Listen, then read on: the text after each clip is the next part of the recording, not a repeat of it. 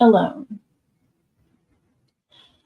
From childhood's hour, I have not been as others were, I have not seen as others saw. I could not bring my passions from a common spring.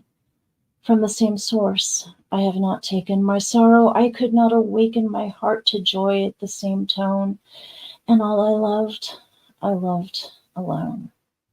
Then, in my childhood, in the dawn of a most stormy life, was drawn from every depth of good and ill the mystery which binds me still.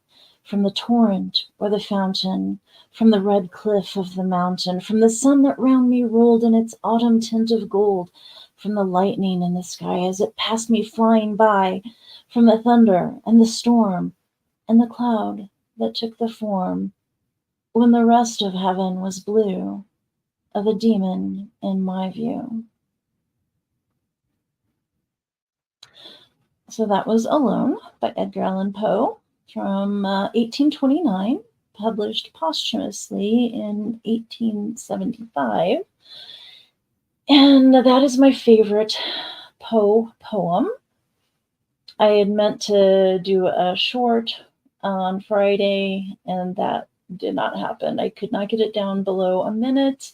And yeah, and my sinuses started going nuts, and it just wouldn't have been good, even if I'd done a live to make it last longer. So I read that for the Nevermore Readathon, and I guess we'll jump into my book report for week 3 of 2024, and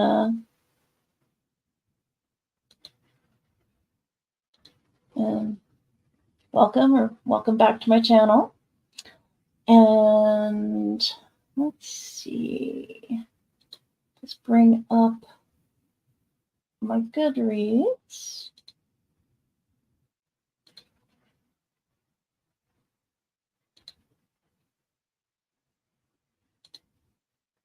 All right, and there maybe with me minimized over here, maybe the lag won't be so apparent. It's just been really unpredictable tonight, so I hope it's not too bad. All right, so let's see. The 17th. Well, let's start with the Poe here. I went ahead and bought an illustrated version of the classic Edgar Allan Poe poem Alone. Yeah, it was $2.78. I gave it a 4-star review. The illustrations were not really. Phoebe Hawthorne is the illustrator. They weren't really what I was expecting. I don't know really what I expected, but they weren't what I would call polished, but they're better than anything I could ever do. So, I'm not gonna yeah, I'm not an art critic. So,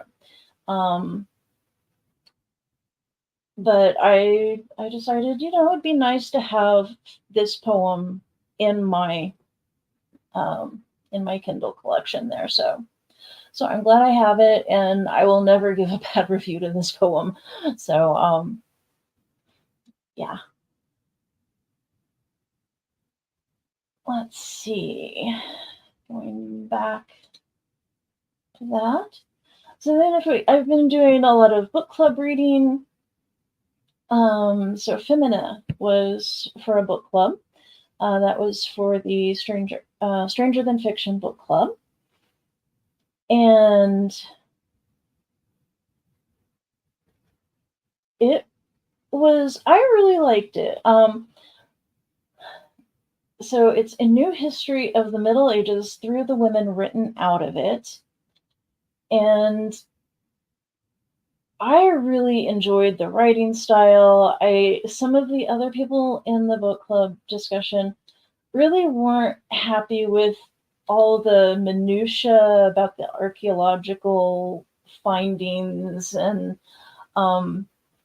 it it goes it examines a lot of different things. It covered a lot of ground that I was unfamiliar with. Some of it I was familiar with because um uh I took I studied a lot of anthropology in college, but I was really surprised at because I actually took a course in medieval civilization in college, but of course college was a very long time ago for me.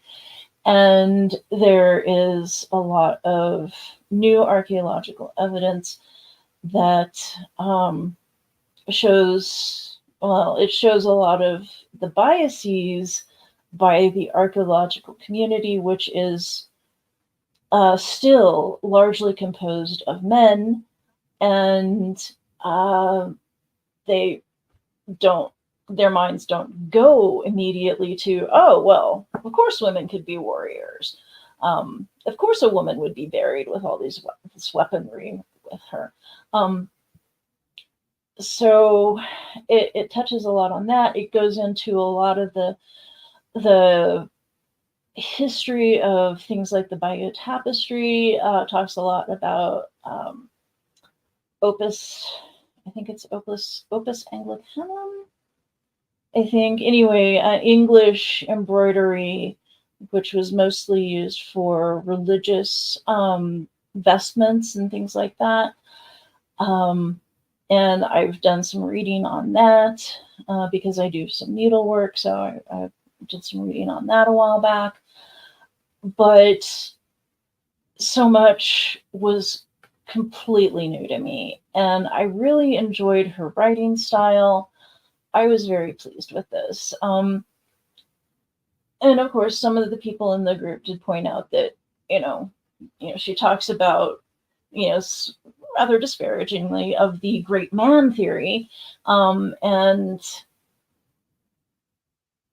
of course, here she was putting forth the great woman theory, but only she acknowledged that that was only because it's so hard to get evidence of the everyday person, the common person, whether male or female. So, but at least now there is some hope that the field will go a little bit more towards considering um, women as leaders, and also she does go into a lot into the fact that sometimes a lot of times there were people who were, they didn't have the vocabulary we have, but would probably be considered non-binary today or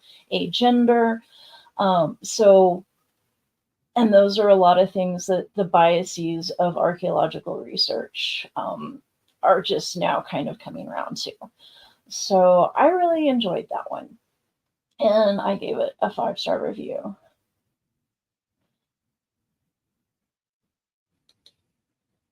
And then, and it was sort of interesting reading that sort of alongside We Keep the Dead Close, A Murder at Harvard and a Half Century of Silence. And apparently the advertisers think I need to go somewhere. Yeah, I don't know when I'll be ready to get on a plane to go anywhere. This book by Becky Cooper, it's discusses archaeology a lot and bias and in research, and it's really kind of convoluted. But anyway, there was Becky Cooper is a Harvard alumna, and she at one point had sort of gotten really interested in this story of a Harvard student, a young woman who was murdered while a student there and in the archaeology department. And she, at some point, she kind of gets obsessed with it to the point she's like, I'm going to solve this murder. And a lot of it is about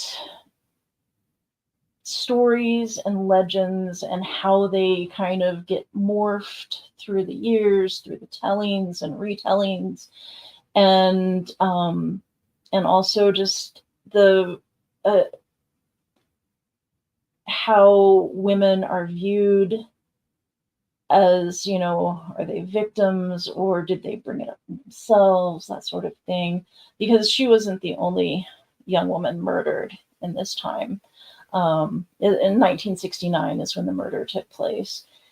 And so half a century later, it's solved, or the case is closed anyway.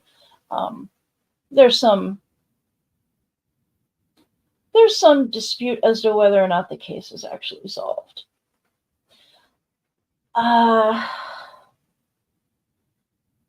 This is a really hard one to rate. I gave it 3 stars. It was really hard to rate because the first third of this book was absolutely riveting. I could not put it down. I was just really eating it up. The second third, it just started going around in circles and just wasn't getting anywhere. And then the final third, the solution is revealed, and then she basically starts talking about the Me Too movement and sexual harassment and sexual assault in academia and all sorts of things. And it really kind of fell apart. And also it was, we haven't had the book club discussion. We were supposed to have this on Monday night, but everything Monday got canceled last week because it was so bitter cold. Everything shut down that possibly could. So we haven't discussed it yet, but I ran into another book club member and we got to talking about the book. And yeah, we were kind of worried about Becky Cooper. She seemed really intensely involved in the people involved in this, all, and they gradually start, because a lot of these people were pretty old by the time Becky Cooper came on the scene, and they started, dying off. And, but she got really involved in their lives, and it just seemed really kind of strange to me. But, yeah, I'll probably talk about this a little bit more next week after we have our book club discussion. But yeah, it was, I don't know. I don't know if I would recommend it. I would not make a blanket recommendation, but if these specific things interest you, gender politics in academia and, murder, but if these things specifically interest you, yeah, go ahead and give it a read. At least read the first third. The first third is really, really interesting.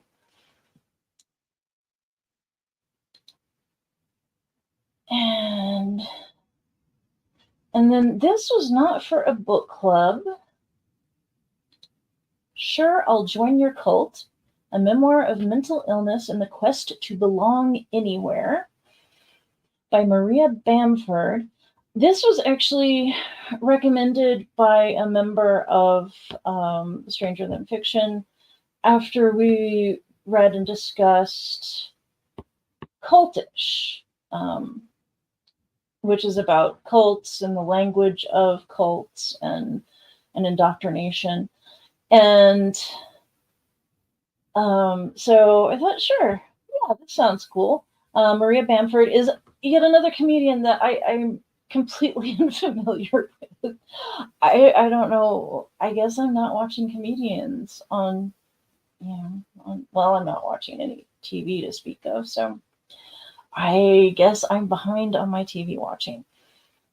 But yeah, this was This was pretty funny, and this is an example of, this is a memoir of mental illness. This is not unlike Tig Notaro's memoir in that there's some really heavy stuff in this, but Maria Bamford's style of comedy is a little bit more madcap, a little more wacky, and so it came across as intentionally humorous, dark humor to be sure, but it was, I didn't feel bad laughing at things. It's like, oh, I'm supposed to laugh. Um, and it is a really interesting examination of the things that she got involved with. Fortunately, nothing, you know, requiring suicide pacts or anything like that. No Scientology, I don't believe, but I really appreciated her talking about Suzuki violin training. I did Suzuki violin as a child. I hated every minute of it. So yeah, if you're a parent and you have a young child and you think I should get my child some music training, yes, music is excellent. Getting a child involved in music, but not every child. Don't believe anyone who tells you that every child does well with Suzuki violin because that is a lie. I absolutely hated it. I'm very analytical. I have to understand how everything fits together.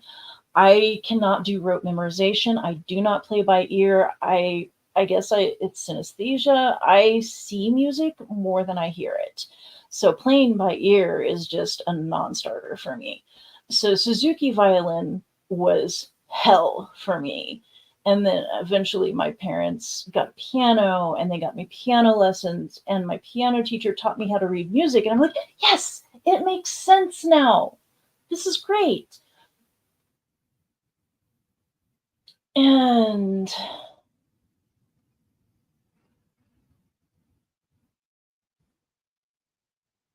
um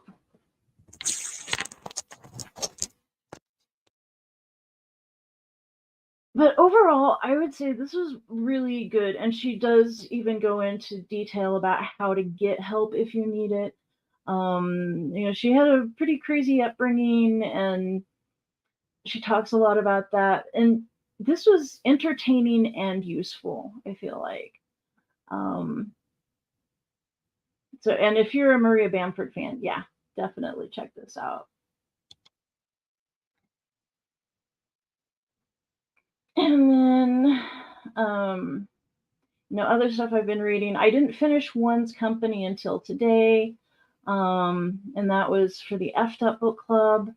And I'll talk about that more next week after I've had some time to reflect on that. But I did spend a lot of time this week listening to that. That's by Ashley Hudson. And another book that I started on for the Effed Up Book Club. Let's see. I actually have that one here somewhere. Okay. Well, I'm going to stop sharing my screen because I don't think I have a whole lot more to show you on Goodreads. All right. So how are we doing?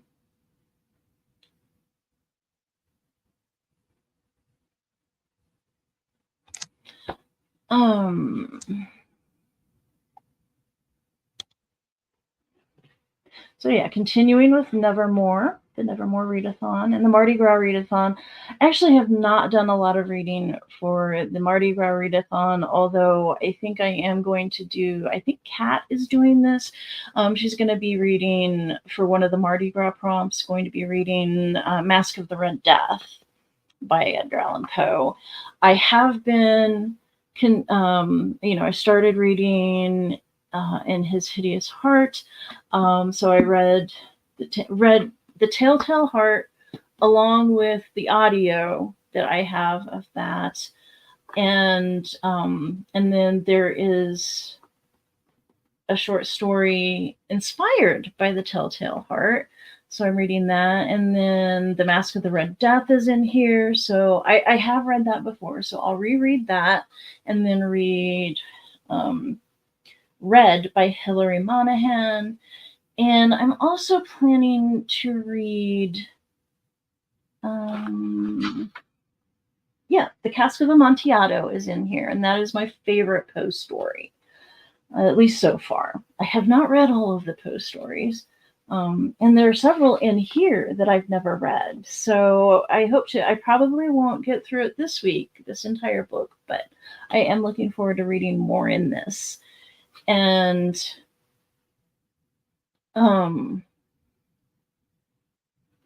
the Happy Days Sweetheart by Stephanie Kuhn.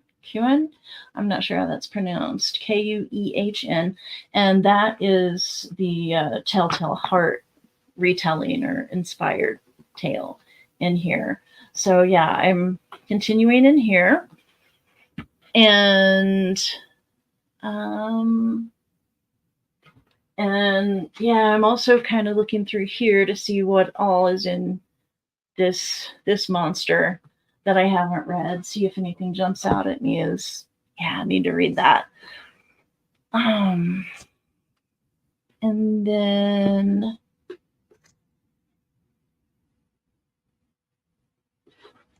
so this is let's see. So that's pretty much where I am with Nevermore and Mardi Gras readathons, and Nevermore ends this Thursday night. So that's quickly drawing to a close. I have just a few more days to get my Poe reading in, and Poe inspired reading. And let's see.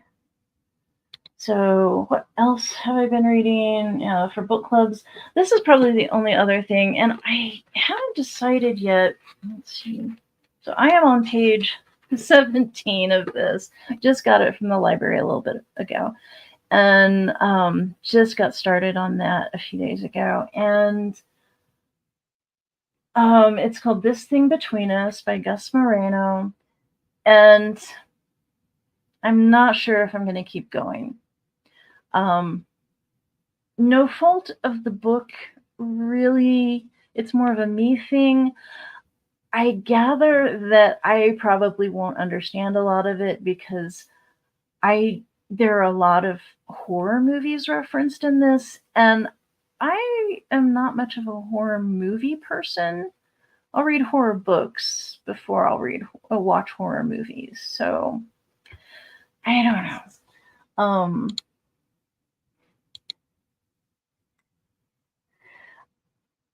And also I'm told that part of it is set in Estes Park, and Moreno apparently didn't do any research on Estes Park, and it's just, for someone living in this area, that sort of stuff is really kind of hard to take. I think somebody told me, they said, well, I just pretended it was set in Walden instead. And that makes sense. But anyway, let me know in the comments below what you're reading. And also if you have any opinions on any Poe things or Poe adjacent things or Mardi Gras things, or what are your book clubs reading right now? And do you have any recommendations? Let me know in the comments below. I'll talk at you later.